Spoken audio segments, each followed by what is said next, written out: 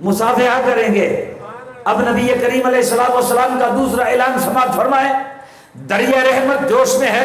حضور نے فرمایا جو مسلمان مومن دن میں 100 مرتبہ درود شریف پڑھتا ہے، اس کے دونوں آنکھوں کے درمیان لکھ دیا جاتا ہے کہ یہ بندہ جس نے 100 مرتبہ مجھ پر درود شریف پڑھا ہے، یہ بندہ دوزخی بھی نہیں ہے اور یہ منافق بھی نہیں ہے، یہ منافق بھی نہیں۔ اور پھر ایک اور اعلان سماعت فرماؤ، نبی کریم علیہ الصلوۃ والسلام کا فرمان مبارک ہے کہ جو بندہ 1000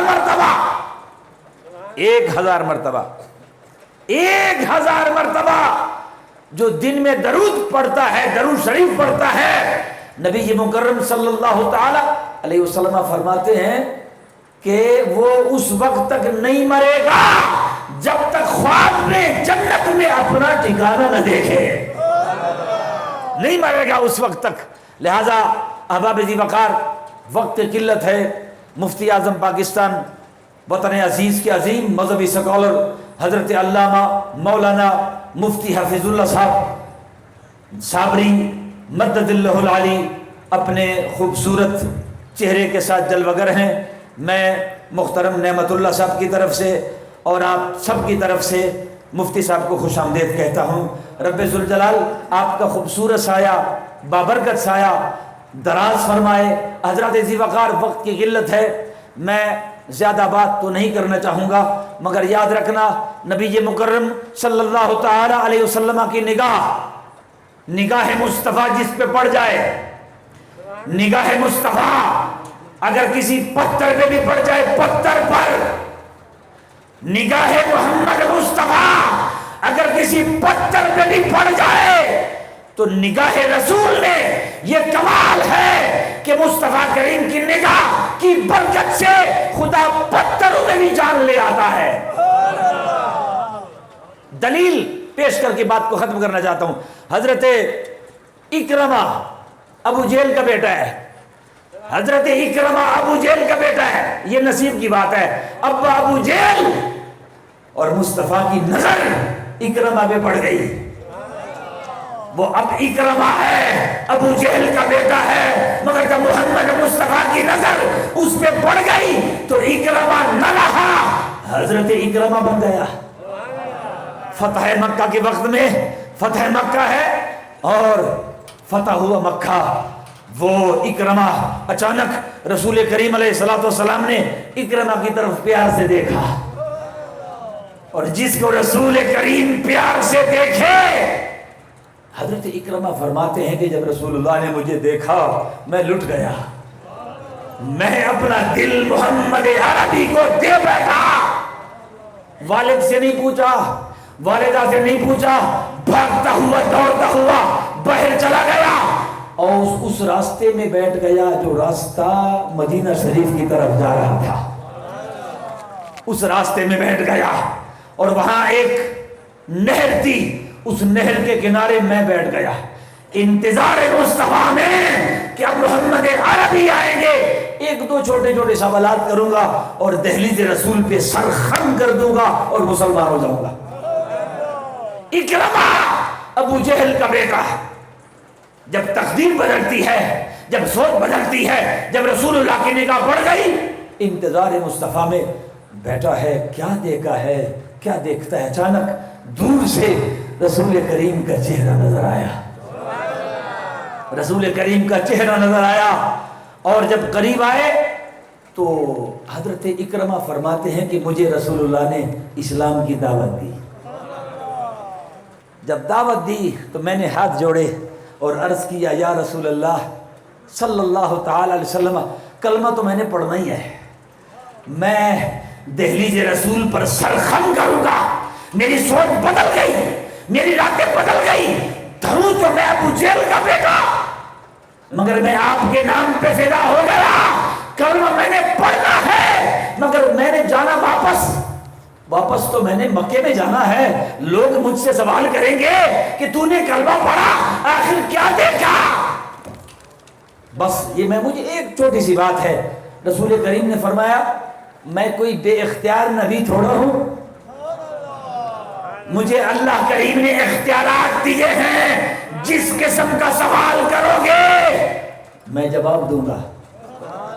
اس نے کہا میں سوال نہیں کرنا چاہتا، یہ نہر کے اس کنارے پر وہ بڑا پتھر جو پڑا ہے آپ کو نظر آتا ہے؟ رسول کریم نے فرمایا ہاں وہ سب سے بڑا پتھر۔ جی، آپ نے کہا کہ اگر وہ پتھر باقی پتھروں سے کٹ جائے اور تیرے قدموں میں آ جائے تو میں کلمہ پڑھ لوں گا۔ رسول کریم نے فرمایا کہ میں تمہیں بتانا چاہتا ہوں، اشارہ کروں گا پتھر کو۔ اب مفتی نذیر احمد نعیمی صاحب فرما رہے تھے زندہ رسول، یار مجھے ایک بات بتا دو، رسول اللہ کی نظر اگر کسی پتھر میں بھی پڑ جائے، پتھر میں روح بھی آ جاتی ہے، اس بدن میں روح بھی آ جاتی ہے، اس کو ٹانگیں بھی آ جاتی ہے، حالانکہ پتھر تو پتھر ہی ہے، پتھر دیکھ نہیں سکتا، پتھر دیکھ نہیں سکتا، پتھر دیکھ نہیں سکتا، پتھر چل نہیں سکتا، پتھر شعور نہیں رکھتا، مگر جب محمد مصطفیٰ کی نظر پتھر پہ پڑ جائے تو پتھر میں شعور بھی آ جاتا ہے، پتھر میں عقل بھی آ جاتی ہے، اور پتھر میں آنکھیں بھی آ جاتی ہے۔ رسول کریم نے فرمایا کہ اب اگر پتھر آ جائے پھر کیا خیال ہے؟ اس نے کہا پھر کلمہ پڑھوں گا۔ رسول کریم نے پتھر کی طرف اشارہ کیا، وہ خوش قسمت پتھر تھا جس کو رسول کریم نے اشارہ کیا، پتھر باقی پتھروں سے کٹ گیا اور نہر میں چھلانگ لگا دی۔ پتھر نے نہر میں چھلانگ لگا دی۔ رسول کریم سے پتھروں نے بھی محبت کی ہے، رسول کریم کے ساتھ جانوروں نے بھی محبت کی ہے، رسول کریم کے ساتھ آسمانوں نے محبت کی ہے، چاند نے محبت کی ہے، سورج نے محبت کی ہے، اور وہ پتھر چھلانگ لگاتا ہے، اب پتھر پانی پر تیرتا ہوا رسول کریم کے قدموں میں آیا۔ جب قدموں میں پتھر پہنچتا ہے رسول کریم نے فرمایا اب کیا خیال ہے؟ بتاؤ اکرمہ۔ انہوں نے کہا اب بات یہ ہے کہ کلمہ تو پڑھوں گا، ایک چھوٹی سی بات ہے، یہ واپس بھی جا سکتا ہے، یہ پتھر واپس اپنی ٹھکانے پہ۔ آپ نے فرمایا کہ جو بلوا سکتا ہے، جو بلوا لے، جس کے اشارے پر پتھر آ جائے، وہ اشارے سے واپس نہیں بھیج سکتا ہے۔ اب کیا ہوا؟ رسول کریم نے پتھر کو اشارہ کیا، پتھر واپس محمد عربی پہ درود پڑھتے پڑھتے، مصطفیٰ پہ درود پڑھتے پڑھتے پتھر واپس اسی جگہ جھڑ گیا جہاں سے آیا تھا۔ 1 منٹ میں بات ختم کر کے مفتی صاحب کو میں خود دعوت دوں گا۔ ایک سوال کرنا چاہتا ہوں پتھر سے، آپ کی طرف سے، آپ کی طرف سے، میں مفتی صاحب کی طرف سے، آپ کی طرف سے، اپنی طرف سے، میں اس پتھر سے سوال کرتا ہوں، اے پتھر، اگر کوئی بندہ نہر کے اس کنارے کھڑا ہو تو اگر کوئی اس کو بلائے تو وہ پلی کا تلاش کرے گا،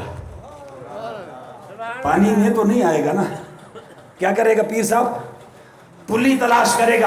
اے پتھر، تجھ سے میرا سوال ہے، پانی پر تیرتے ہوئے تم آئے رسول اللہ کی بارگاہ میں، اے پتھر تمہیں ڈوبنے کا خطرہ نہیں تھا؟ اے پتھر، پانی پر تیرتا ہوا رسول کریم کی بارگاہ میں جب تم آ گئے، اے پتھر تمہیں ڈوبنے کا خطرہ نہیں تھا؟ اب پتھر جواب دیتا ہے، لوگوں، جب مجھے رسول کریم نے اشارہ کیا نا تو اس وقت میں رسول اللہ کے نگاہ میں تھا، اور جو رسول اللہ کے نگاہ میں ہوتا ہے وہ کہاں ڈوب سکتا ہے؟ جس کی کشتی ہو محمد کی نگہبانی میں، وہ کیسے ڈوب سکتا ہے؟ اس وقت مجھے رسول کریم دیکھ رہا تھا. ارے رسول کریم کے ساتھ اگر کسی پتھر نے محبت کی ہے، یاد رکھنا علامہ آلوسی لکھتے ہیں کہ پتھر کی تو آنکھیں نہیں ہے، پتھر تو پتھر ہے، اس کی آنکھیں نہیں ہے، مگر آلوسی فرماتے ہیں کہ نگاہ مصطفیٰ کا کمال یہ ہے کہ جب نگاہ مصطفیٰ پتھر پہ بھی پڑ جائے نا تو یہ نگاہ محمد مصطفیٰ کا کمال ہے کہ پتھر میں بھی آنکھیں آ جاتی ہے، پتھر میں بھی شعور آ جاتا ہے، اور پتھر کو خدا نے ٹانگیں بھی دے دی ہے. آپ کو بتانا چاہتا ہوں اگر پتھر رسول اللہ سے محبت کرے تو پتھر اپنا حصہ پا لیتے ہیں. کافروں نے مصطفیٰ کا کلمہ پڑھا، مومن بن گئے، دہلی کے رسول پہ سر خم کر گئے. حضرت ذی وقار ایک شعر کہوں گا آپ کو کہ یا رسول اللہ صلی اللہ تعالی علیہ وسلم، تم ذات خدا سے نہ جدا ہو نہ خدا، تم ذات خدا سے نہ جدا ہو نہ خدا، اللہ ہی کو معلوم کیا جانیے کیا ہو. میں بلا تاخیر دعوت خطاب دے رہا ہوں اس ہستی کو جو مفسر قرآن بھی ہے، جو قرآن کریم کی تفسیر کو پڑھاتے بھی ہیں، اور وہ مفتی عزیز اللہ بیک وقت مفتی حفیظ اللہ، بیک وقت ایک سیاستدان بھی ہے، بیک وقت ایک عالم دین بھی ہے، بیک وقت ایک مفتی بھی ہے، بیک وقت ایک شیخ الحدیث بھی ہے. یہ تمام کمالات اللہ رب العالمین نے اس مرد حر میں رکھے ہیں. میں دعوت خطاب بلا تاخیر ان کو دینا چاہتا ہوں. مفتی صاحب اپنے مسلک پہ جلوگر ہو جائیں، تشریف لائیں، اور رسول کریم علیہ السلام کے ساتھ یہ ہمارا کٹا ہوا تعلق پھر سے جوڑ دے. رسول کریم علیہ السلام کی بارگاہ میں ہمیں لے جائے، تصورات میں لے جائے. اور جاتے جاتے آپ کی خدمت میں ایک گزارش کروں گا. مفتی صاحب آئینہ دستہ تو قدر سے بولے گی، آئینہ دستہ تو قدر سے بولے گی، اور تو زمان پستر گو رخبر جانتا. رب ذوالجلال شادی خان کی مغفرت فرمائے، اللہ آپ سب کے ماں باپ کی مغفرت فرمائے، ان کے درجات بلند فرمائے. اور جتنے یہ سمندر نظر آتا ہے مجھے، کچاکچ مسجد بڑی ہے، میں تمہیں بتانا چاہتا ہوں نہ تم کسی اشتہار کی خاطر آئے ہو، تم سب آئے ہو اللہ کو راضی کرنے کے لیے، محمد مصطفیٰ کو راضی کرنے کے لیے. آج اپنے دلوں کو سیراب کر لو، خدا تمہیں آباد رکھے، اور اس محفل پاک کی برکت سے خدا میرے شہر کی حفاظت فرمائے. میری شہر کی رونقیں ختم ہو گئی ہے، خدا اس رونقوں کو پھر سے بحال کر دے. والسلام علیکم ورحمۃ